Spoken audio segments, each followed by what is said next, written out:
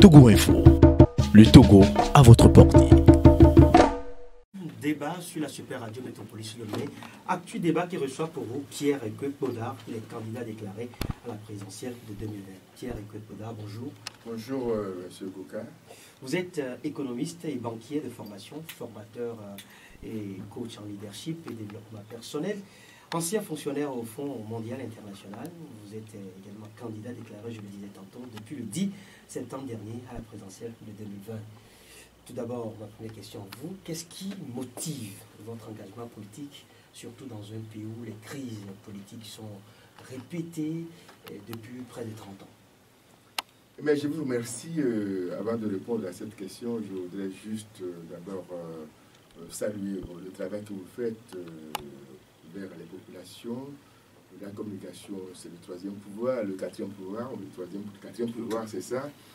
Et donc saluer à travers vous, vos éditeurs, également la population togolaise dans son ensemble. Merci. Qu'est-ce qui motive votre engagement, surtout dans un pays compliqué politiquement? D'abord, c'est le désir de service, de servir, l'amour de la patrie, la sensibilité aux souffrances des populations togolaises. Vous connaissez bien la situation, mais que moi, la souffrance des Togolaises, une certaine paupérisation des Togolais, le problème de pouvoir d'achat des Togolais, le problème d'emploi de la jeunesse, et la sensibilité à tout cela fait qu'à un moment donné, il y a un sursaut patriotique qu'il faut prendre. Et je crois que je cumule par mon expérience de la vie, de tous les jours, mon expérience professionnelle, un certain nombre d'expériences que je voulais mettre à disposition de la population togolaise. Je ne suis pas un politicien traditionnel, c'est vrai, mais aujourd'hui, dans un monde mondialisé, un monde globalisé, où les défis sont très nombreux, je crois qu'il faut certains atouts pour vraiment gouverner un pays. Vous pensez avoir ces atouts? Je pense que j'en ai une partie de ces atouts. Nous en parlerons tout à l'heure. Vous disiez tout à l'heure que vous n'êtes pas un politicien traditionnel. Pourquoi ne pas apporter votre soutien au regard de toutes les expériences que vous cumulez? Pourquoi ne pas apporter ce soutien-là à cette opposition traditionnelle qui est déjà sur le terrain depuis 30 ans? Oui, je vais saisir cette occasion d'abord pour simplement remercier et également tirer mon chapeau pour tous ceux qui sont sur les acteurs politiques qui ont lutté pour la liberté, la dignité pour notre pays et pour les populations depuis les 30 dernières années. Mais le monde change, le monde bouge et nous ne pouvons pas nous rester stagnants. Je vais dire des choses peut-être qui vont fâcher, parce que je suis un homme franc, direct, j'aime la vérité, je suis honnête. Je ne sais pas si ça fait de moi un bon politicien, mais je ne suis pas là pour être un bon politicien. Je suis là pour répondre aux souffrances des populations, augmenter, rehausser le pouvoir d'achat des populations, régler un certain nombre de problèmes qui est le chômage de la jeunesse, également les systèmes de santé, les infrastructures de base, c'est ça qui m'intéresse. Répondre aux problèmes réels des populations, non pas devenir un bon politicien. Pensez-vous, Pierre Podar, que les candidats ou les leaders politiques que nous appelons les politiciens traditionnels depuis les années 90, pensez-vous qu'ils ne sont pas arrivés à la hauteur de cette espérance des Togolais? Je n'ai pas fini mon développement. Allez-y. Et je disais, je les remercie pour cela, mais nous voulons l'alternance, n'est-ce pas, au sommet du pouvoir. C'est ce que chante tout le monde. Et nous voulons le changement. C'est un comportement. Vous savez, dans le pays où j'ai vécu, quand vous allez à la présidence, candidat à la présidence, si ça ne se passe pas, vous allez laisser sur la place à quelqu'un d'autre. Et c'est les mêmes personnes qui sont sur cette scène politique pendant 30 ans. Bien sûr, ils ont de l'expérience. Mais pourquoi il n'y a pas de renouvellement à ce niveau? Si nous souhaitons le renouvellement à d'autres niveaux, pourquoi pas au niveau des partis, il y a des renouvellements? Donc l'option que vous me désignez, c'est une option, mais elle n'est pas la seule. C'est une option, et encore si les acteurs qui sont sur le terrain depuis 30 ans, nous font appel. Moi, chaque fois que j'arrive au Togo, je fais, par respect, par courtoisie, des visites à l'ensemble, si le temps le permet, sinon à la plupart des acteurs politiques. Il ne m'a jamais été demandé, M. Kodar, est-ce que vous pouvez travailler avec nous ensemble sur quoi que ce soit? Donc, ça se construit tout cela. Ça ne vient pas tout simplement, je viens de l'extérieur, où j'ai vécu, mais je ne suis jamais coupé du Togo.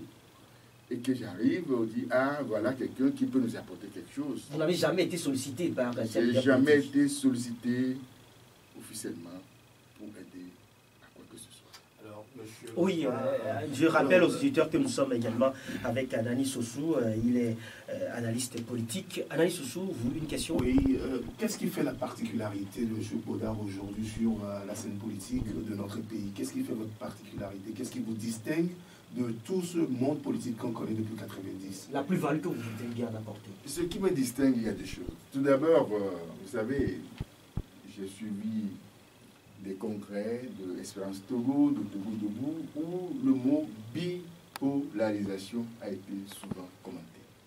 C'est-à-dire pendant 5 ans, 30 ans, on a en face un régime, un parti, et de l'autre côté, ce que nous appelons l'opposition traditionnelle. Alors, pendant 25 ans, des accrochages, des rancœurs qui sont là, de manière à ce que chaque parti, d'une manière ou d'une autre, craint l'autre ou se méfie de l'autre. Alors, comment régler ce problème?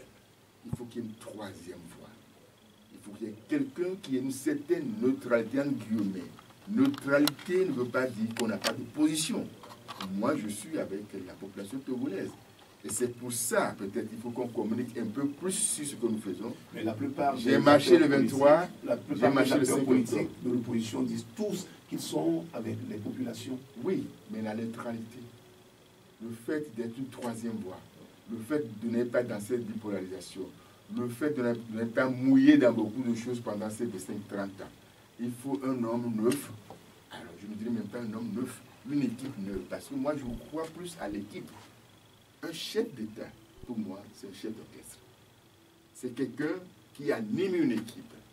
Il n'est pas simplement... Le pouvoir pour le pouvoir n'est pas ce qui m'anime, mais avoir une équipe compétente qui peut réellement régler les problèmes des Togolais. Et j'en viendrai bientôt quand on arrivera à des points où je vais vous donner des exemples précis qui font que moi j'ai l'impression que ce pays n'est pas bien géré du tout. Mais vous avez dit tout à l'heure qu'il faut un homme neuf, une neutralité dans le positionnement politique et que quelqu'un qui n'a pas été mouillé. Vous pensez donc qu'il y a des gens qui sont mouillés depuis 90 dans cette histoire politique togolaise? Non, moi je ne veux pas répondre à cette question. Je crois que la population togolaise... Moi, ça m'amène à vous poser la question suivante. Quand vous parlez de votre positionnement comme troisième voie dans la sphère politique togolaise aujourd'hui, quel rapport avec vous, quel rapport avez-vous avec l'opposition et le parti au pouvoir? Mais de très bons rapports.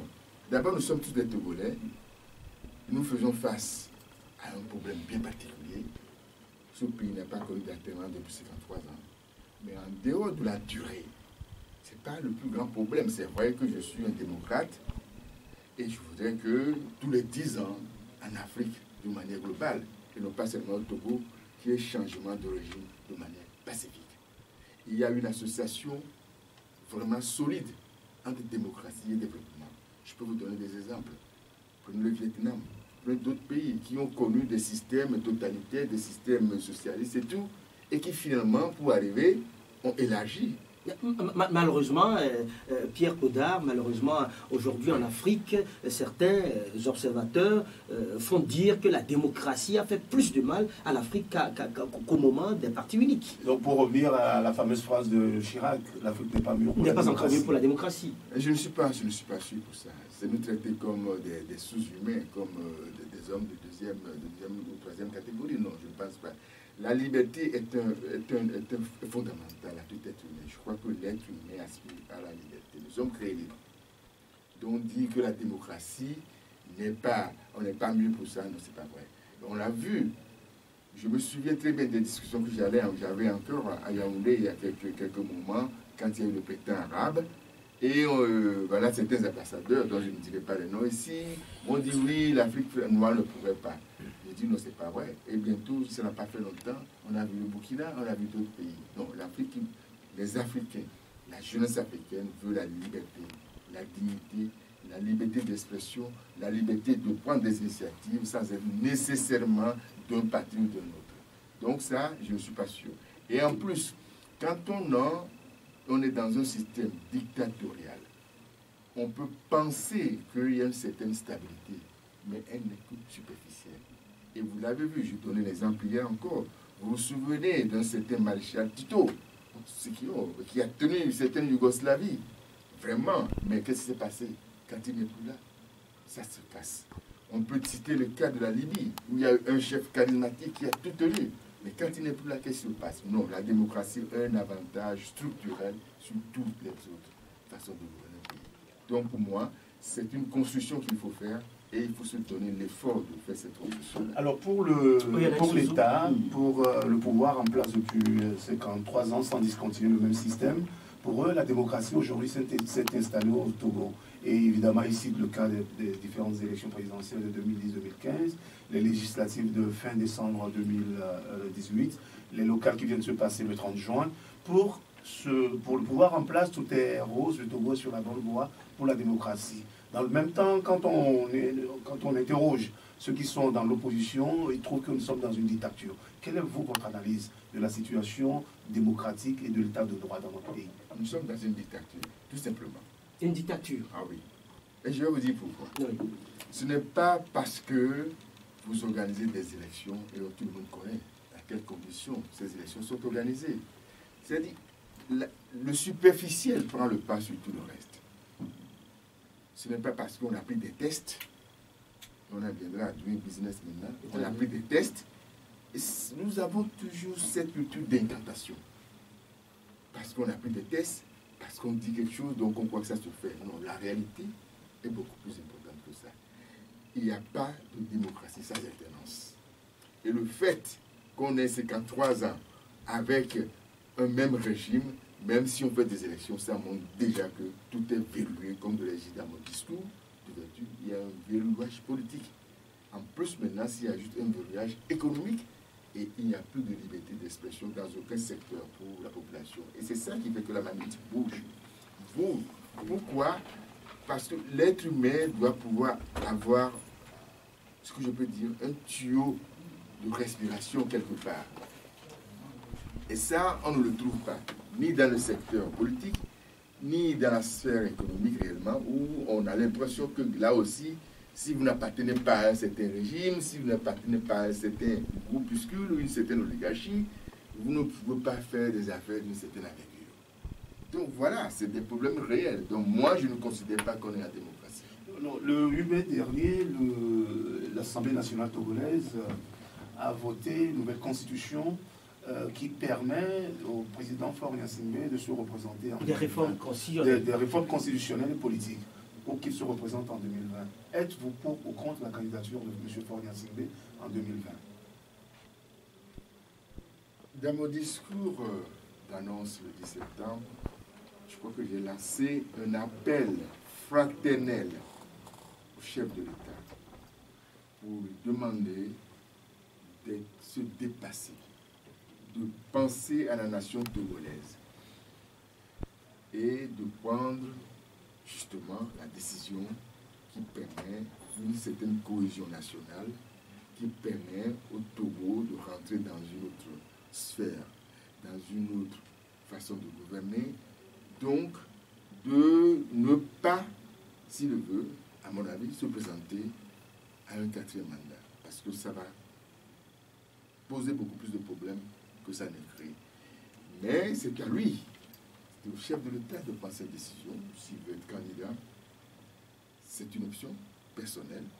Mais nous demandons également que s'il y a des élections en 2020, que ces élections soient transparentes, crédibles et sécurisées. Alors justement, au niveau des élections, pensez-vous que les conditions sont aujourd'hui réunies pour qu'il y ait des élections démocratiques et transparentes? Parce qu'on sait que la plupart de la classe politique demande aujourd'hui un dialogue et le thème de ce dialogue devrait être les réformes électorales.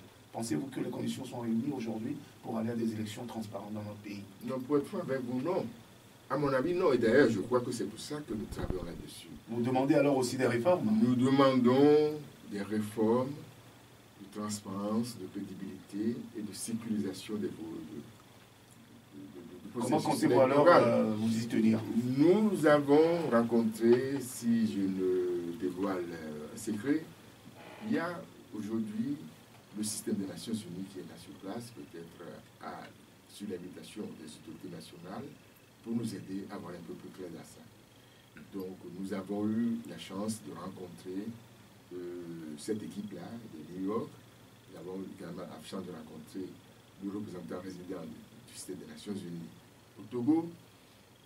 Monseigneur Bodjo également, malgré son âge, fait beaucoup d'efforts pour rassembler cette classe politique, tous les acteurs politiques de tous bords, la société civile, la diaspora, les candidats déclarés autres, juste pour qu'on s'entende sur un minimum qui va nous permettre de déposer un mémorandum au système des Nations Unies, à l'Union africaine.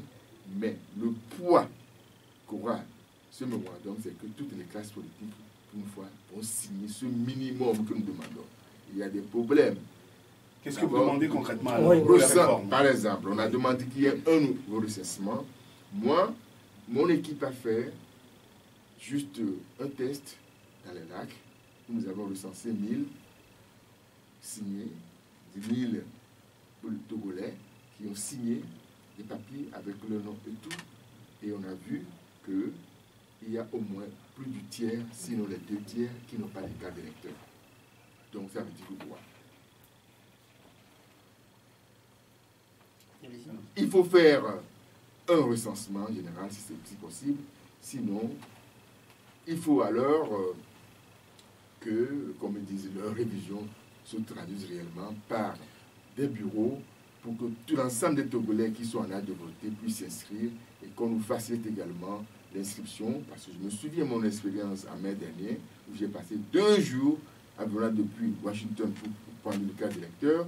J'ai passé 2 journées pour avoir cette carte d'électeur. Donc il y a quand même des choses à faire. Assainir les fichiers, recomposer et rééquilibrer la CENI et tous les organes qui ont vocation de travailler dans le processus électoral. Vous avez dit tout à l'heure qu'il faut un recensement. Nous sommes pratiquement à 4 mois de l'élection présidentielle. Si on s'en tient au test en vigueur, l'élection devrait se tenir au mois de février au plus tard. Alors pensez-vous aujourd'hui, en parlant de recensement, que le Togo non seulement dispose des moyens financiers et logistiques et du temps pour pouvoir faire ce recensement, pour qu'on soit dans les temps, dans les tests qui définissent la République togolaise? Je vais commencer par le timing. Oui, c'est vrai qu'on n'a plus pas le temps, mais je me souviens, il y a un de mes patrons qui dit qu'il y avait 4 heures dans la journée. Si on veut faire quelque chose, on se donne les moyens de le faire. Mais si nous parlons de la République, d'une nation. Même la nation a encore plus de moyens pour faire ce qu'ils ont la priorité pour le faire. 2, en termes de ressources, oui, c'est une question de priorité. Et j'en viendrai, parce que je ne veux pas dévoiler tout ça. Vous avez, il y a 17 milliards qui partent de l'ETR, dont tout le monde, même le régime est aussi, je suis d'accord. Nous avons des routes de 26 milliards qui sont perdues dans la nature. Aujourd'hui, il y a plein de malversations dont on parle par-ci, par-là, l'ETR et tout. Donc, ce n'est pas les ressources qui manquent. C'est comment gérer ces ressources de manière efficace et efficiente en se donnant des priorités claires. Aujourd'hui, la nation est plus ou moins en danger. L'année 2020, les élections en 2020 ne seront pas, à mon avis, des élections comme les potes qu'on a eues en 2005, en 2010, en 2015. Parce qu'aujourd'hui, il y a une effervescence au niveau territorial, comme dans la diaspora, et les gens, beaucoup qui pensent que les élections ne peuvent pas résoudre ce problème, qu'il faut autre option. Et laquelle, par exemple? Et nous disons non, il faut... Ah oui, mais il y en a qui sont prêts à faire la révolution. Je ne suis pas révolutionnaire, je n'ai aucun avantage comparatif là-dedans, mais je me dis, aucune option n'exclut l'autre. Ceux qui veulent aller aux élections parce que c'est la voie démocratique, c'est la voie républicaine, ils vont y aller, et ceux qui sont prêts pour faire la révolution, ils feront la révolution. Alors, nous allons aborder le volet communauté internationale et puis tomber rapidement sur l'économie parce que c'est la partie la plus importante. Alors, on sait que au Togo, les élections n'ont jamais, comme vous le dites, n'ont jamais été démocratiques et transparentes, comme vous venez de le signaler. Mais on sait également qu'il y a un poids de la communauté internationale dans les prises de décision en ce qui concerne les élections. Parce que la communauté internationale valide les élections. Mais vous vous présentez aujourd'hui comme un homme neuf dans le sérail politique. Quel est votre rapport avec cette communauté internationale, notamment la CEDEAO, qui accompagne le Togo dans un processus pour sortir de la crise de 2017-2018? Et évidemment, comme on le dit souvent, la France, la métropole. Quel est votre rapport aujourd'hui? D'abord au sein de l'organisation sous-régionale et puis au niveau international. Mon rapport personnel ou vos rapports? Mes rapports personnels. Vos rapports, voilà. Qu'est-ce qui va vous distinguer dans ce lobbying au niveau de la communauté internationale? Ah oui, je dirais que d'abord, beaucoup parmi ces gens, parmi ces acteurs, sont des collègues avec qui j'ai travaillé à des postes à un certain moment de ma vie. Et également, la communauté internationale, comme je dis, qu'on l'aime, qu'on ne l'aime pas, c'est un poids, c'est quelque chose qui intervient dans le devenir de nos nations, et qu'il faille ensemble, tous les acteurs politiques puissent se réunir et faire une plaidoirie qui va de la défense de la population togolaise qui souffre beaucoup. Et je me souviens, il y a déjà plus d'1 an, que j'avais demandé que la société civile, la diaspora et les acteurs politiques en ce moment dans la C14, dans son intégralité, qu'on puisse faire un trio qui va vers la communauté internationale pour poser des rapports et montrer réellement les problèmes qui se posent au Togo. Non pas simplement au niveau politique, mais également cette popularisation des Togolais, également les problèmes d'emploi, la souffrance politique. Ce que nous défendons, ce n'est pas simplement remplacer le régime par un autre, mais vraiment répondre aux besoins réels de cette population. Et vous, M. Godard, Pierre, vous avez fait cette plaidoirie-là personnellement au je niveau de la CEDEAO, je fais beaucoup, oui, bien sûr que je venais du Nigeria il n'y a pas longtemps, j'ai fait le Ghana, j'ai été à plusieurs endroits, et je crois que oui, je fais ce qu'il faut. Et au niveau de la France, vous avez pris des contacts également pour que au moins les élections, pour une certaine neutralité de la France dans les prochaines élections qui viennent. Nous avons commencé des discussions avec ceux qui étaient mes collègues, notamment je travaille, je suis un économiste, donc au Bercy, j'ai des collègues que je connais à Bercy, et également quand le dossier très difficile de la Centrafrique était arrivé, j'ai eu l'occasion également de travailler avec des collègues qui venaient du Quai d'Orsay, mais il faut que maintenant on élève cela à un autre niveau pour qu'on sache exactement quelle est la position de la France vis-à-vis de Togo. Oui, docteur Pierre Godard, avant d'aborder les questions économiques, aujourd'hui, il y a une nouvelle génération d'Africains qui s'opposent à toute ingérence des grandes puissances dans les politiques africaines. Et vous pensez, vous négocier ou avoir un certain nombre de rapports qui pourraient influencer aujourd'hui la question de la démocratie au Togo, de l'alternance? Non, personnellement, non. Je ne pense pas que c'est une question du candidat Godard. Hein. C'est une question de tous les Togolais, de tous les acteurs politiques. Et c'est pour ça, c'est ça qui fait notre force. C'est-à-dire que la classe politique togolaise et même la population togolaise puissent ensemble défendre un certain nombre de choses.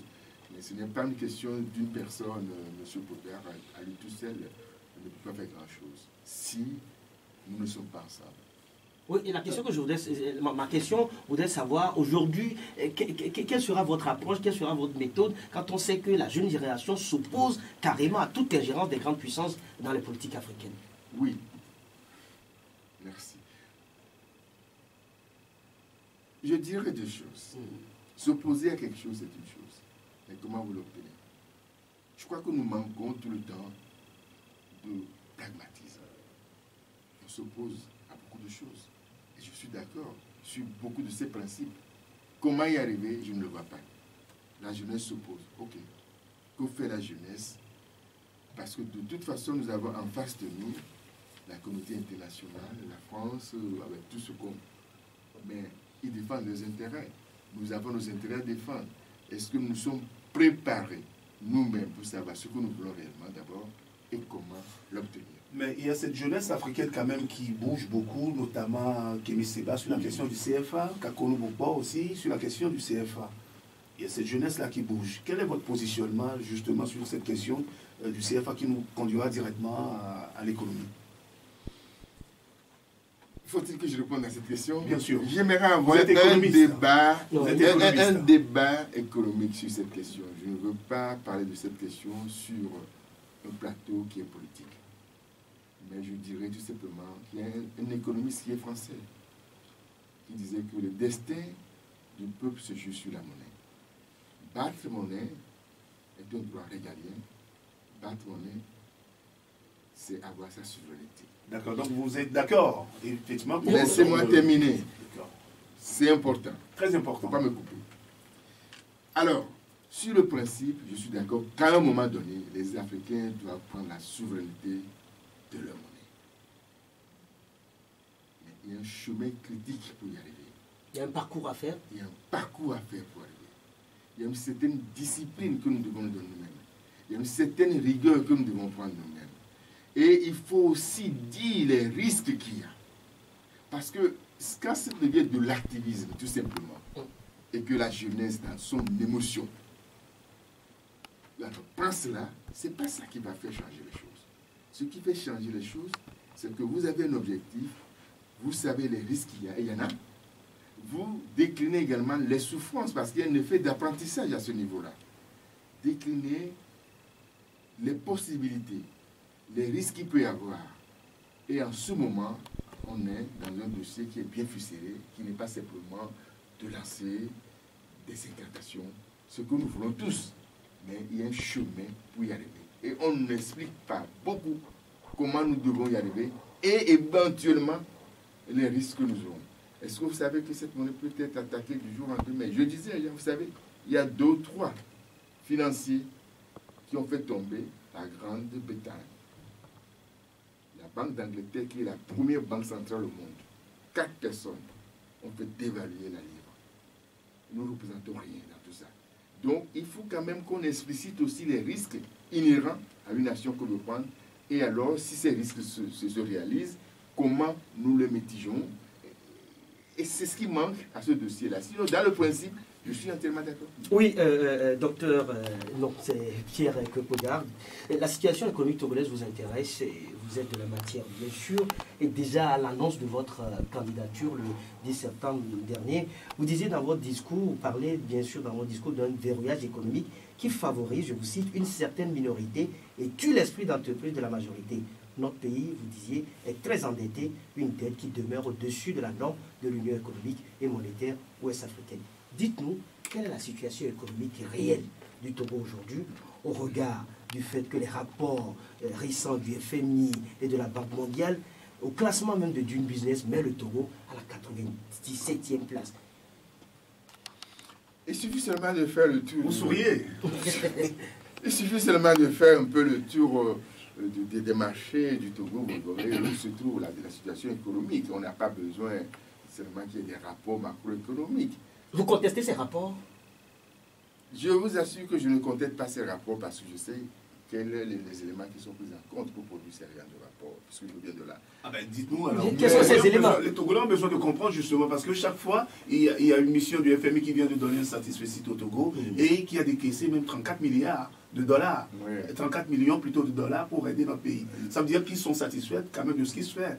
Dites-nous alors, qu'est-ce qui se passe que, au fait, le Togo est criblé de dettes, comme vous l'avez dit dans votre déclaration du 10 septembre, et que dans le même temps, les institutions de Bretton Woods nous donnent un satisfecit. Bien sûr que le conseil d'administration s'est réuni tout récemment et a octroyé une tranche de l'aide qui a été promise au Togo. Le Togo fait des taux de croissance de 5%, 5,5% depuis les 4 dernières années. Maintenant, la question que nous nous posons toujours et qui n'est pas connue du public, quels sont les moteurs de cette croissance? Parce que la croissance, quand on dit qu'elle doit être partagée, elle n'est pas partagée maintenant à la fin. Elle est même partagée au départ parce que tous les acteurs économiques, les agences économiques doivent participer à la création de cette croissance. Est-ce que c'est l'agriculture? Est-ce que c'est simplement les ressources, les matières, les ressources, disons, minérales? Est-ce que tout simplement c'est l'import-export? Donc c'est là où on voit si cette croissance elle est inclusive ou pas. Donc la croissance est là, mais elle n'est pas partagée. Donc il faut que l'État développe des politiques de redistribution à laquelle il faut penser pour que les couches défavorisées, les couches qui n'arrivent pas à bénéficier directement de cette croissance-là, puissent également en bénéficier. Est-ce que c'est ce qui explique aujourd'hui que les répercussions de ces rapports ne se font pas voir dans le panier de la ménagère? Oui, justement, parce que pour que le panier de la ménagère augmente, il faut tout simplement d'abord augmenter le pouvoir d'achat des populations. Et moi, je dis, c'est la première des actions que moi, président, je prendrai. Et je vais vous donner juste un petit exemple. Augmenter, rehausser le pouvoir d'achat de la population. Si nous disons aujourd'hui, ce n'est pas ce qui est dans notre projet de société, puisque les gens en parlent, on a un projet de société, augmenter de 10% le salaire des fonctionnaires. Bien sûr, le secteur privé peut suivre. Mais il faut financer ces augmentations de salaire. Alors que vous dites tout à l'heure que vous êtes très endetté. Vous voulez augmenter, vous voulez donner de la dette sur la dette? J'en viens, ce n'est pas de la dette. Je vous ai dit, si on fait 10%, la masse salariale du Togo aujourd'hui, c'est à peu près 215 milliards, enfin, de fonctionnaires. Mensuel. Annuel. Annuel. Et dans cette masse salariale, bien sûr, il y aura des avantages qui ne font pas partie des salaires. Donc, grosso modo, augmenter de 10%, ça nous donne une enveloppe de à peu près 20 milliards. Je fais des calculs. Sur l'année. Sur l'année, hein. Back of the envelope, comme on dit. Mais je vous ai dit tout à l'heure, 17 milliards sont détournés, et ce n'est que la partie visible de l'iceberg. À OTR, on nous parle déjà... L'OTR, justement, nous parle de 17 milliards. Des corruptions. Ouais. Nous avons des milliards de 26, de la route qui sont engloutis. En foin plutôt. Et c'est juste l'aspect visible. Donc si on réduisait la corruption, on maîtrisait le circuit des rentrées des recettes de l'État et qu'on les utilisait à bon escient, augmenter de 10% les revenus de la population, c'est faisable sans s'endetter. Mais non seulement ça, qu'est-ce que ça va donner?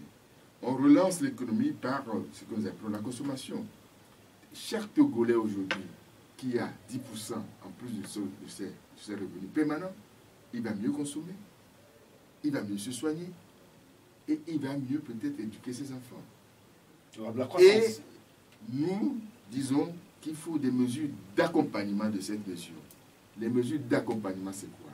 Il faut faire en sorte que ça ne se traduise pas par une inflation si la production locale ne suit pas. Donc, il faudrait encourager cette production locale en mettant dans les zones de production des mécanismes pour les aider à produire mieux et rapidement. Nous envisageons, par exemple, d'avoir des centres d'outils matériels agricoles et tout dans les zones de production. Si on sait que le plateau, Palinais, voilà les grandes zones. Si on va au nord, c'est le cajou, c'est ceci, on mettra des centres de matériel agricole à la disposition à des coûts très réduits pour que la mécanisation de notre agriculture, la modernisation de cette agriculture ne soit pas seulement des mots ou des écrits qu'on voit dans le PND partout. Il faut prendre des actions concrètes. Oui, mais justement, pour du PND, l'axe 2 du PND parle de l'agriculture, d'avoir des agropoles, et justement, le ministre de l'Agriculture actuel, M. Noël Bataka, propose un téléphone pour financer 1000 agriculteurs afin que nous atteignions une autosuffisance alimentaire d'abord et que au Togo, on ait non seulement la production, mais la conservation et la transformation. Oui, c'est très bien. Donc vous rejoignez alors le gouvernement sur ce projet-là? Non. Pourquoi non? Parce que ça fait 15 ans qu'on est là. Mais le PND... Vous pensez qu'on aurait dû le faire bien avant? Ça fait 15 ans qu'on gère ce pays. Le PND vient d'être à... Deux, un plan national de développement, on en est à combien? À la énième. Le PND, c'est le premier, je crois, à l'île. Non, oui, le Togo avait des plans de développement et on est passé de DSCP 1, DSCP 2, SCAP, tout le reste. Bien sûr. Donc, il y a un élément fondamental que tous les Togolais vont se mettre en tête aujourd'hui. Ce n'est pas parce qu'on a écrit quelque chose dans un papier. Ce n'est pas parce qu'on a produit un rapport bien écrit, bon français, que les choses se passent. Il faut un suivi, il faut une exécution. Et je me rappelle très bien de cette phrase d'un grand politicien sénégalais qui disait ceci: des plans de développement, nous en avons eu, mais nous avons péché dans leur exécution. Il faut exécuter. Nous sommes toujours dans l'incantation, je peux vous le dire, je sais ce dont je parle. On ne décrète pas l'économie. Donc vous dites aujourd'hui que le PND n'est pas encore exécuté, n'est pas sur la voie d'exécution? Je ne suis même pas sûr qu'ils peuvent l'exécuter, pour plusieurs raisons. Ah oui? Lesquelles? D'abord, l'épargne nationale est très faible. Donc, il faudrait faire une politique d'augmentation de cette épargne nationale publique et privée. Et ça prend un peu de temps. Deux, comme on l'a dit, nous n'avons plus de marge de manœuvre au niveau de l'endettement, parce que l'endettement est au niveau, ou bien a dépassé le seuil de l'UMOA. Et si je vois les rapports dont vous parlez, on nous fait une courbe descendante, une courbe qui permet de remettre les ratios de la dette à l'intérieur. Ça veut dire que la marge de manœuvre de l'État n'est pas aussi importante qu'on le pense. Trois, il y a la crédibilité de l'État. Vous savez, quand on dit crédit, le mot latin, ça veut dire confiance. Quand on a perdu la crédibilité, on a tout perdu sur le marché. Donc, Belfond Gnassingbé participe à de nombreuses réunions, à de nombreuses rencontres à l'étranger, et toujours avec le PND sous la main. En économie, nous disons trop tard, trop peu. Trop tard, trop peu.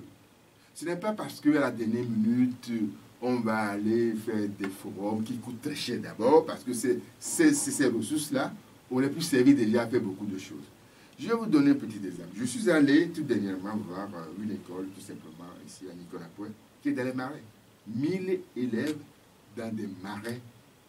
Vraiment, si je vous montre les photos, on a envie de pleurer. Je ne sais pas si on a besoin de milliards pour nettoyer, assainir, pour la salubrité de cette école. Je suis allé hier simplement à Baguida et je vois certaines routes. Et je dis, mais le chef, même avec ces 4 000 francs rassemblés d'un jeune, vous le faites manger, on pourrait commencer à aider. Et une fois que nous nous prenons en charge, qu'il y ait une certaine gestion de nous-mêmes de certain nombre de choses, je crois que ça va faire tâche d'huile. Il y a un Donc vous appelez là la citoyenneté. Est-ce que la décentralisation aujourd'hui ne pourrait pas amener à régler ces problèmes qui sont d'ordre notamment communautaire? Oui et non.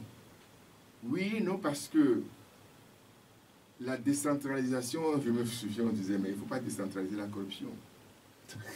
Si vous êtes corrompu déjà depuis la tête, si vous décentralisez, ça veut dire que vous avez décentralisé simplement la corruption. Il faut d'abord que nous ayons une attitude de citoyen, une attitude qui prend en compte l'intérêt général, une attitude qui veut dire que dans une économie de ressources maigres, on doit mieux gérer. Nous avons, disons, l'obligation de mieux gérer même que l'Occident. L'Occident peut faire des gâchis. Ils en ont les moyens. Nous, on a des ressources qui sont maigres. Alors, quand on a des ressources maigres, on les gère mieux, on les gère de manière plus efficace. On ne sait pas ce qu'on voit. On ne sait pas ce qu'on voit. Il y a tout simplement des dépenses ostentatoires qu'on aurait pu éviter et mettre cet argent-là dans l'éducation, dans la santé, dans les infrastructures de base. Oui, est-ce qu'on peut revenir un peu sur la question de la dette? Non, moi je voudrais revenir un peu sur la question de la dette d'abord, pour savoir qu'est-ce qui explique le retour aujourd'hui du Togo à une situation de dette avancée, quand on sait qu'en 2012 par exemple, le PPTE, le Togo était passé au PPTE. Ah oui. Mais vous savez, oui, bien sûr, il y a eu l'allègement de la dette, et le ratio en ce moment, si j'ai mon mémoire, tombait dans les 40 à peu près, même moins, du PIB. Tout à fait. Bien sûr, on s'est endetté parce qu'on dit, voilà, on a également dégagé une marge de manœuvre puisque on a réduit la dette. Et je le disais quelque part, la dette en soi n'est pas une mauvaise chose. Les pays qui ont une épargne faible, parce que les revenus ne sont pas importants, donc la population ne peut pas dégager une épargne solide, peut faire appel à des ressources extérieures sous diverses formes. La loi économique, c'est bien ça d'ailleurs. Mais comment utilise-t-on ces ressources? À des projets mal ficelés qui n'apportent pas de la production réelle et qui finalement ne servent pas à générer les ressources nécessaires au remboursement de cette dette. La question que moi je me pose, quoi servir plus de 30-40% d'allègement de la dette. de dette qu'on sait,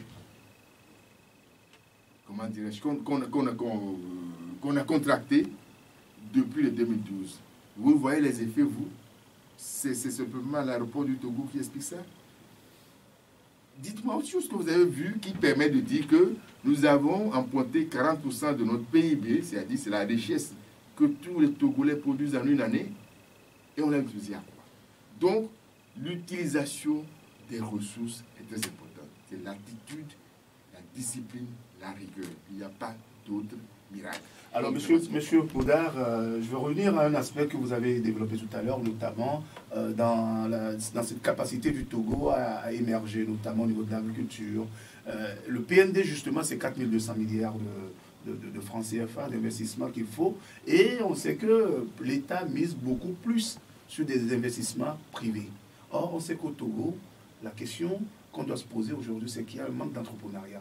Pensez-vous qu'on aura assez d'investissements, les 65% dont l'État a besoin pour pouvoir investir dans l'axe 2 surtout du PND? L'axe 1, il y a l'énergie, les infrastructures. L'axe 2, vous mettez justement l'accent sur cet axe 2 qui est l'agriculture, qui peut nous sortir de cette paupérisation.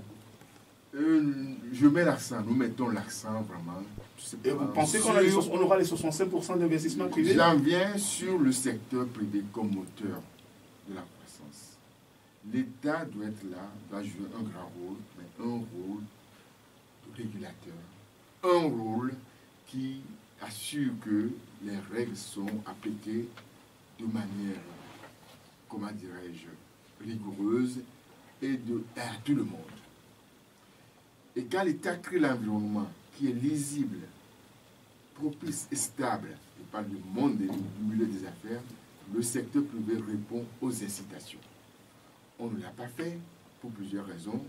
Nous avons, comme je l'ai dit, tué les énergies des Togolais parce qu'on ne veut pas laisser les Togolais s'émanciper, s'épanouir, entreprendre, investir, à moins d'être dans le régime ou très proche du régime. Donc on a tué tout simplement le génie créateur de ce peuple-là. Et nous disons, l'État doit jouer son rôle régalien, mais l'État doit encourager le secteur privé. Maintenant, revenons au PND. Ce n'est pas simplement le secteur privé national à qui on fait appel.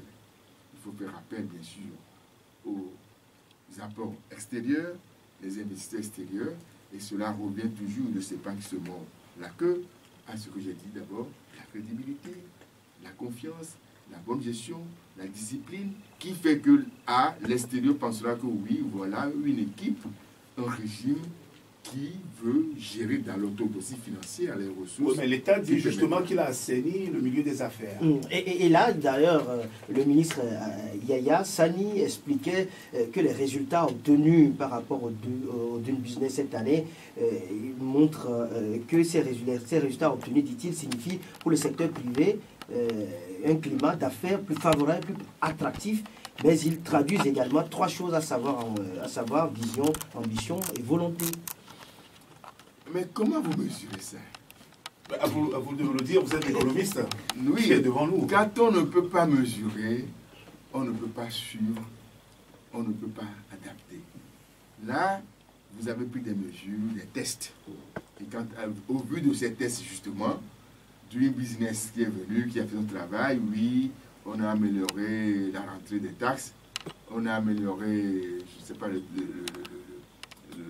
le trafic transfrontalier, on a amélioré un certain nombre de choses. C'est des tests. Vous croyez elle a même on fait savoir que la note en termes de création d'entreprise est de 95,10 sur 100. Sur 100. Vous êtes des journalistes. Vous posez des questions quand même aux Togolais de temps en temps. Mais vous êtes l'économiste. Nous sommes conscients que les répercussions ne se font pas voir de façon très visible dans le panier de la ménagère. Expliquez-nous justement ce rapport du Non, c'est pour vous dire le Togo a bordé de 40 points. C'est très superficiel. Donc vous n'y croyez pas? Je n'y crois pas. C'est déconnecté de la réalité des Togolais, tout simplement. Parce que venir simplement dire, alors quels sont les tests que vous avez pris, qu'est-ce qu'il y a ceci, qu'est-ce qu'on a fait, oui, on a pris tel test, voilà. C'est toujours ça. Hein. Nous, on pense Donc que tout est basé sur des oui, tests une fois qu'on qui a ne pris- traduisent pas le qu'on a concret. pris un certain nombre de tests dans une année par rapport à une autre, donc on a réglé le problème. Non, c'est faux, c'est faux. L'attitude n'a pas changé.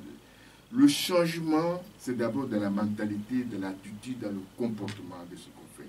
Et des fois, ça prend un peu de temps pour voir les effets, mais des fois aussi, ça peut aller très rapidement si réellement on prend des actions qui vont dans le sens du test qu'on a pris. Et ça, je peux dire à monsieur le ministre que je ne suis pas du tout d'accord avec ce qu'il a fait. C'est votre collègue, vous connaissez bien.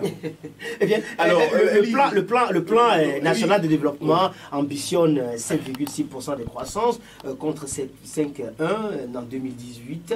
On ambitionne également 500 000 emplois et selon... D'ici 2022. Et d'ici 2022.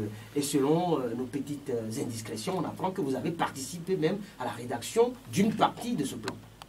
Monsieur l'économiste. Oui, j'allais le dire que j'étais l'une des personnes, sinon la personne qui a aidé à préparer ce que nous appelons le cadrage macroéconomique. Du PNB. Expliquez-nous ça. Le cadrage macroéconomique. Bien sûr, ça devient un débat d'économistes aujourd'hui. Je ne sais pas si la plupart des Togolais... Dans un langage beaucoup plus familier. Ça veut dire tout simplement que vous allez d'abord voir ce que nous appelons le secteur réel, c'est-à-dire la production, on additionne cacao, café, manioc, tout, pour arriver à ce que nous appelons le produit intérieur brut de l'État, et qui donne le taux de croissance. Alors, de là, vous partez à ce que nous appelons les finances publiques. C'est-à-dire, qu'est-ce que l'État peut avoir comme recette, quelles sont les dépenses prioritaires de l'État et quels sont les investissements publics qui peuvent porter cette croissance-là. Donc, vous faites un tableau que nous appelons le tableau des opérations financières de l'État. Après, vous allez à la monnaie, parce qu'il faut financer aussi. Il y a l'aspect monétaire. Quelle est la création monétaire qu'il faut par rapport à ce que les économistes appellent la vitesse de circulation de la monnaie, qui vous donne un niveau de masse monétaire qui permettra de soutenir cette croissance économique ou bien sûr le produit intérieur brut. Après, vous allez à ce que nous appelons le secteur extérieur.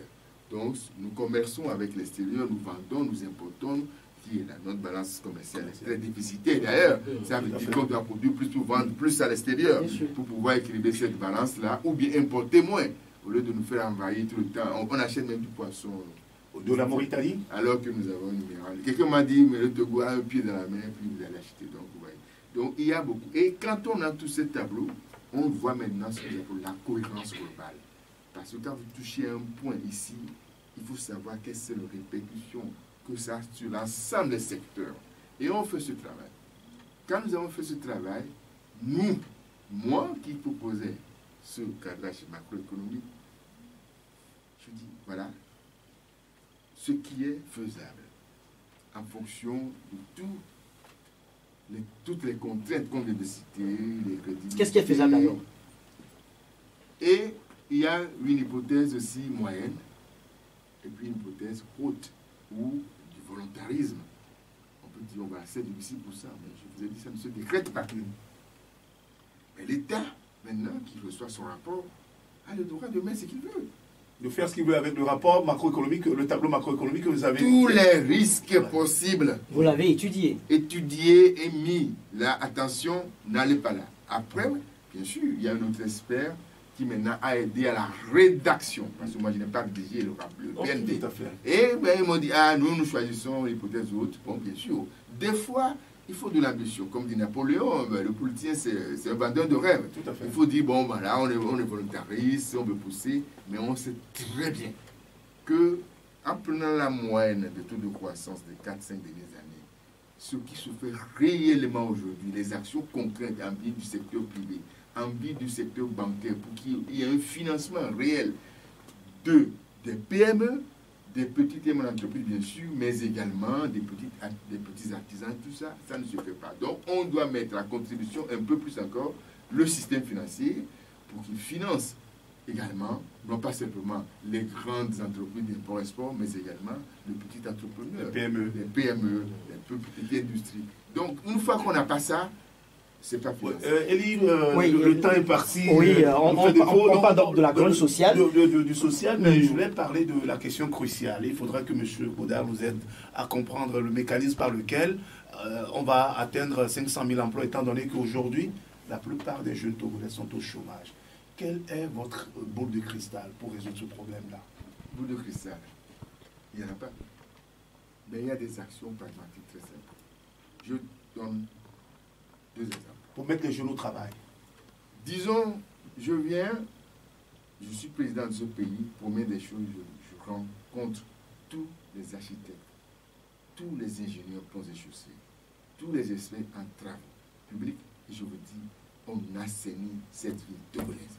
Je ne veux pas voir qu'il y ait de la pluie et que ça ne puisse pas circuler dans le Togo. Et on va le faire par ce que nous appelons des travaux à grande intensité main-d'œuvre. Qui mettront les jeunes au travail. Qui mettront les jeunes au travail. Et en ce moment, nous assainissons le Togo. C'est des travaux temporaires quand même. Mais comment, surtout au niveau du financement, ça a des coûts. Le Togo est endetté, vous le dites, monsieur. Oui, mais on n'a même pas encore, disons, exploité de manière optimale les capacités de mobilisation des ressources intérieures. Il y a encore des marges à prendre à ce niveau-là. 2, je vous l'ai dit tout à l'heure, il faut se fixer des priorités. On ne peut pas tout faire en même temps. Il faut se donner des priorités. Notamment le chômage des jeunes. Notamment le chômage des jeunes. Donc, assainir cette ville, il y en a d'autres. Donc, on peut le faire sans appel à la main de l'extérieur. Mais comme disait Elie, c'est du travail temporaire. Non, ça va prendre du temps. Je veux vous dire qu'on est en train de construire un métro chez moi aux États-Unis. Ça a commencé en 2009 quand je quittais pour le Cameroun. Je suis revenu en 2012, ça continue et ça continue encore aujourd'hui. Il y a des travaux qui demandent beaucoup de temps pour être finalisés. Et beaucoup d'argent aussi. Et beaucoup d'argent aussi. Mais l'argent n'est pas le plus grand problème au monde. L'argent, il y en a dans le monde. Le problème, c'est d'avoir des projets bien ficelés, qui sont fiables, en qui tout le monde peut croire. L'argent existe dans le monde. Et en dehors de l'assainissement de la ville de Lomé qui va créer de l'emploi, qu'est-ce qu'il faut encore pour que cette jeunesse soit... Laissez-moi aller. Allez-y, monsieur. Vous voyez par exemple, à 800 mètres de la présidence, vous voyez au GTA, juste là. Oui. Mais c'est tout le temps, comment dirais-je, de l'eau partout. Dites-moi. Sur la route d'Abalpédo. Combien de milliards vous pensez qu'il faut pour régler ce problème-là? Dites-moi, vous qui passez, tout le monde essaie de... L'État a fait construire, l'État togolais a fait construire, le gouvernement togolais a fait construire des bassins de rétention d'eau. Oui, mais l'eau ne rentre pas toujours dans le bassin, donc il y a un problème. Insuffisance. Mais on n'a pas besoin... Mais vous ne pensez pas que c'est le Togolais aussi qui est à la base, si les gens jettent toutes les ordures ménagères dans les caniveaux, les comportements civiques. Le changement de mentalité, comme je l'ai dit, il y a des valeurs intangibles qui participent au développement. Et tant qu'on n'a pas ça, ce n'est pas simplement... Vous savez, le volume des ressources financières ne peut pas compenser la mauvaise gouvernance. Ne peut pas. Donc, il faut qu'à la base, on se donne une attitude. Ce problème-là, pour le régler, je vous dis, on suffit de réunir quelques architectes, quelques ingénieurs togolais, d'écouter cette histoire, réglez-moi ça. On ne fera pas une semaine avec ça, ça régler ce problème. On l'aura réglé. 2, on veut construire un pont à Glidi, Zébévi. Ce pont, moi j'avais 7 ans quand je passais ce pont-là, parce que c'est chez moi. On veut construire un pont, on construit pour le futur. On construit quelque chose qui reste 100 ans. Un bon design de Togolais. On appelle de la période coloniale. Oui, alors aujourd'hui nous sommes incapables même de respecter le lit du fleuve et de construire quelque chose quand on vient voir dire, ah ça on l'a fait. On ne peut pas tout faire. Mais si vous voulez faire quelque chose, faites-le bien. Ça a été fait pour nous pas, monsieur. Ça a été fait pour nous pas. Alors, au niveau de la police, au niveau de la mairie plutôt. Alors pourquoi ne pas du commissariat. Pourquoi ne pas le faire ailleurs? Est-ce que vous reconnaissez quand même que le gouvernement fait des efforts? Pourquoi vous fermez le lit pour que maintenant la pression de l'eau fait que finalement le pont même qui était là est tombé? Mais vous reconnaissez que le gouvernement fait des efforts ou pas? Quel genre d'efforts? En matière d'infrastructure notamment. Je l'ai dit déjà dans un de mes articles. Si vous vous souvenez, l'article du 11 février 2018, je disais qu'il faut rendre à César ce qu'il y a à César. Il y a quelques embellissements dans le pays, on le voit. Mais ce qui manque le plus, c'est-à-dire, si nous persistons à aller simplement dans des actifs improductifs, on construit des parlements, on construit des choses, mais ça ne produit rien. Ce n'est pas ça qui va générer les ressources. Donc, il faut d'abord aller dans les secteurs qui vont pouvoir permettre de générer des ressources qui vous permettent d'être pérennes et de, comment dirais-je, de stabiliser et d'aller dans le long terme. Mais si tous les investissements, c'est dans l'immobilier, c'est dans cela, et on sait que ça n'apporte pas. Or, nous oublions l'éducation qui est la clé de la croissance, l'innovation et l'avenir même des nations. On a négligé complètement cet aspect-là. Président, vous vous engagerez à faire des réformes éducatives? Il y aura dès le départ des états généraux de l'éducation pour que d'abord on puisse sérier les problèmes qui se posent. Et ne sont pas que financiers. Adapter notre éducation. Adapter l'éducation au marché de l'emploi. Au marché de l'emploi. L'adapter aux exigences du 21e siècle. Aujourd'hui, vous pouvez sortir tous les juristes que vous voulez, on en a besoin. Mais aujourd'hui, on a besoin de... Et les jeunes sont très, très imaginatifs aujourd'hui. Le TIC, comme vous dites, les infrastructures, l'ingénierie, la recherche et développement. Pourquoi nous avons des pharmacies qui ne sont que des commerçants? Aller acheter à Paris, venir vendre ici, c'est tout ce qu'on peut faire. On peut développer. On peut développer, mettre de l'argent à la disposition des chercheurs d'ici, les encourager. Développer la pharmacopée, développer même des produits qui sortent même de cela.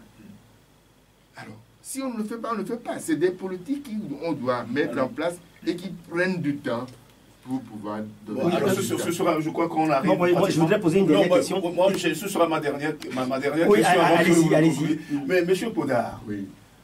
À supposer qu'aujourd'hui, M. Faure-Gnassingbé désire vous rencontrer avant la présidentielle, qu'est-ce que vous avez à lui dire? Est-ce que d'abord, vous allez le rencontrer avant la présidentielle? Et qu'est-ce que vous lui direz au cas où vous le rencontrez? Vous rencontrez le chef de l'État. D'abord, je n'ai pas eu cette chance d'être invité par le chef de l'État. Est-ce que vous le ferez? Est-ce que vous le ferez en tant que candidat à l'élection présidentielle de 2020? Il faut que les contours de cette rencontre soient déterminés. Parce que, vous savez, le Togolais est encore très manichéen. C'est ça un de nos gros problèmes. Une fois que vous allez là-bas, à la sortie, vous avez pris des valises d'argent. C'est parce que les politiciens ne communiquent pas justement qu'il y a ce problème manichéen-là. Je suis prêt à rencontrer le président Faure sur un territoire extérieur du Togo. Si le problème du Togo, c'est le Togo par l'extérieur. Non, tout simplement parce que, pour éviter qu'on vous dise que vous êtes allé à la maison, c'est quoi, Togo, le Medeux, et que vous êtes sorti déjà avec des valises, que tout le monde aura vu. De toute façon, c'est nuitamment qu'on l'a fait, c'est à 3 h du matin. Donc, non, il faut que... N'est-ce pas des postures qu'il faut changer? Il faut changer ces postures. Moi, je suis prêt. De toute façon, il dit toute discussion. Toute discussion. Je ne parle pas de dialogue, parce que ce mot a été tellement galvaudé que je ne veux même plus l'utiliser dans mon langage. Toute discussion ou toute négociation qui peut permettre de détendre les tensions politiques, de permettre aux Togolais de poser les vrais problèmes. Parce que n'oubliez pas, même quand on a l'alternance, il faut gouverner le pays. Il faut faire marcher le pays. Et ça, ce n'est pas parce qu'on a la touche présidentielle que ça se fait du jour au lendemain. Il faut savoir qu'est-ce qu'on veut faire, comment le faire, et avec quoi, et avec qui le faire. Donc, il y a quand même des problèmes qu'on ne dit pas beaucoup aux populations. Simplement, l'alternance. Et puis quoi après? Après l'alternance, qu'est-ce qu'on fait? On ne le voit pas.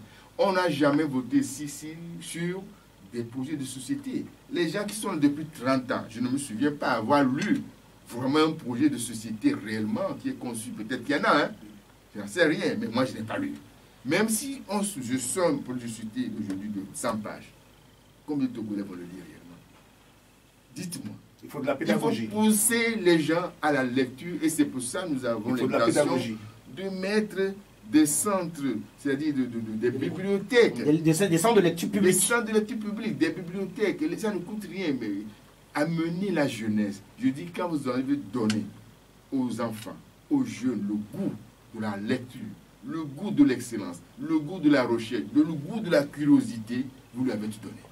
Parce que lui-même, il va chercher et à comprendre dans le monde dans lequel il vit, il va chercher à améliorer sa vie, et c'est comme ça. Oui, mais vous n'avez pas Le encore répondu capital à humain. cette question. Que diriez-vous si vous rencontrez, que vous diriez-vous au chef de l'État si vous le rencontrez? Très rapidement. Très rapidement. Ah, je ne sais pas quoi le dire parce que je ne suis pas encore invité. Quand il m'invitera, je passerai réellement quoi le dire. Eh bien, Pierre Podard, et que nous arrivons presque à la fin de notre entretien avec vous. Mais une dernière question est celle de savoir si demain vous arrivez au pouvoir, est-ce que vous accepteriez diriger ou gouverner avec ceux qui aujourd'hui font le pouvoir ou sont au pouvoir? Depuis 53 ans. Mais écoutez, vous avez lu mon discours. Et nous sommes très ouverts. Le Togo ne peut pas être construit simplement par une classe à l'essence d'une classe de Togo. Nous sommes venus par plusieurs pirogues, mais nous sommes dans un bateau aujourd'hui qui s'appelle le Togo. Est-ce que c'est la garantie que vous donnez à Fonia Simbé? Pardon? Est-ce que c'est la garantie que vous donnez à Fonia Simbé? Bien sûr. Qu'il n'y aura pas de chasse aux Il est sorcières. dit, il n'y aura pas de chasse aux sorcières. Nous ne sommes pas venus ici pour filer sur la tête des gens pour voir des poux. Nous sommes là, pas pour regarder dans le rétroviseur, mais pour construire ensemble l'avenir de ce pays. Et je peux vous dire, contrairement à ce que certains pensent, que j'ai des capacités. Bien sûr, d'autres Togolais aussi en ont. Ah non, mais je peux dire que je suis l'un de ceux qui savent exactement comment redresser ce pays-là. Il y en aura d'autres, mais je peux vous dire que je suis sûr de ce que je dis, parce que je n'ai pas été que des théoriciens. J'ai touché à la matière, et je sais les contraintes qu'il y a, je sais les adaptations qu'il faut faire, et j'ai l'expérience pour ça. Et peut-être qu'à défaut d'être président en 2020, vous pourriez contribuer au gouvernement de Fonia Simbé ou du parti au pouvoir? Je ne peux pas répondre à cette question pour l'instant. Nous sommes ouverts à toute solution qui permettra au Togo d'avancer dans la cohésion sociale, de bâtir une nation prospère. Et si ma contribution à un niveau peut aider dans cela, je n'ai pas fermé la porte. Alors, vous avez pratiquement répondu à toutes nos questions, politique, économie, sociale, etc. Mais vous traînez peut-être un handicap.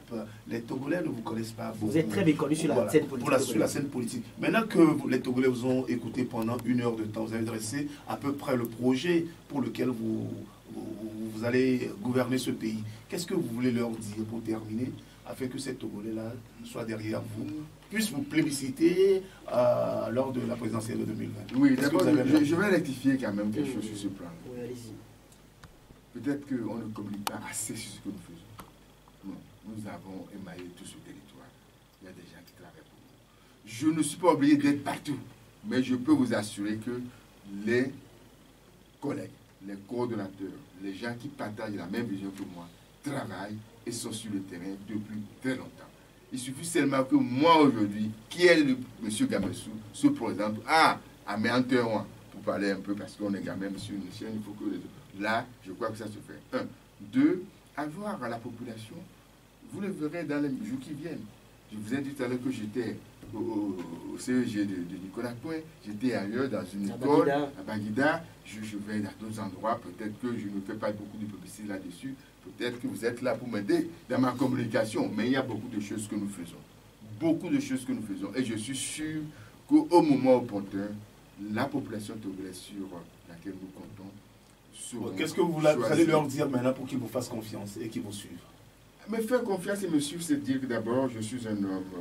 Qu'est-ce que je peux offrir? Offrir que ce que je suis. Un homme honnête, franc, direct, travailleur, discipliné, rigoureux, tout ce qu'il faut pour qu'on puisse redresser ce pays. Et je leur demande d'aller chercher les cartes d'électeurs. Tout le monde, tous les Togolais doivent obtenir les cartes d'électeurs et voter leur conscience. Et moi, je suis là pour régler leurs problèmes, que ce soit le chômage des jeunes, que ce soit la paupérisation, dont j'ai parlé de relèvement du pouvoir d'achat, qui est très important, parce que le problème au Togo, c'est que les gens, la population n'a pas les moyens de subvenir à leurs besoins, même les besoins primaires, comme nous disons. Donc, voilà, je suis là pour aider la population à résoudre tous les problèmes que nous avons. Je suis là. Merci à vous, Pierre Podard, candidat déclaré à la présidentielle de 2020. Merci d'être passé au studio Jean-Hélène de la Super Radio Métropolis Lorraine. Je vous remercie. Merci également à tous ceux qui nous ont suivis. Merci à vous, à Nani Issossou, qui donc a participé également à la réalisation de cette émission. Merci à Rapide Développement pour l'assistance technique au micro. Et Liplim Goké Adokanou, c'est bien moi. Au revoir et prenez très bien soin de vous. La vie est une chance, mieux une grâce.